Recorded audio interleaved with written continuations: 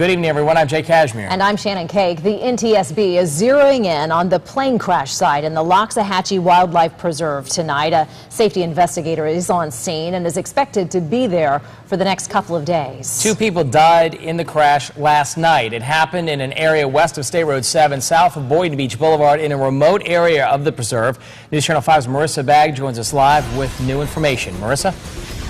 We're at the staging area here about 9 miles away from the crash site itself, but we have a pretty good idea of what it looks like. It really looks like the setting you see behind me, lots of water and tall grass that investigators are going to have to be navigating through to do their jobs. It certainly isn't making it any easier for them.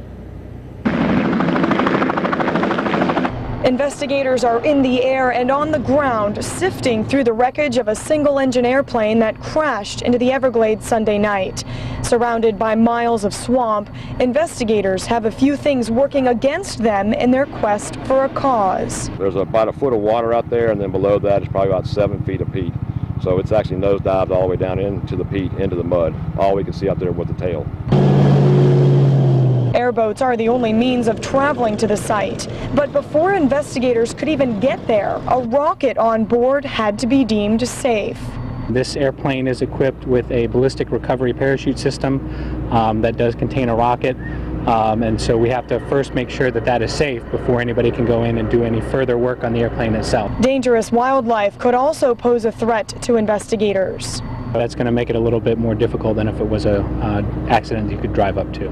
The identities of the 2 people killed haven't been released, although family of the victims were at the Mobile Command Center this morning. We've learned the plane was rented from Air Orlando, a flight school and rental company at the Orlando Executive Airport.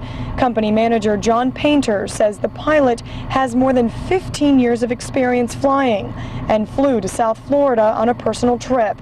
He says the passenger was a relative and that the 2 were stopping at the North Palm Beach Airport before heading home to Orlando. And the Palm Beach County Sheriff's Office tells us that there was a distress call that came in from a pilot in another airplane just before 6 o'clock last night, and that information was relayed to the control tower at the Palm Beach International Airport. Apparently that pilot reported seeing this SR-22 plane in trouble. Reporting live just west of Boynton Beach, Marissa Bagg, WPTV News Channel 5.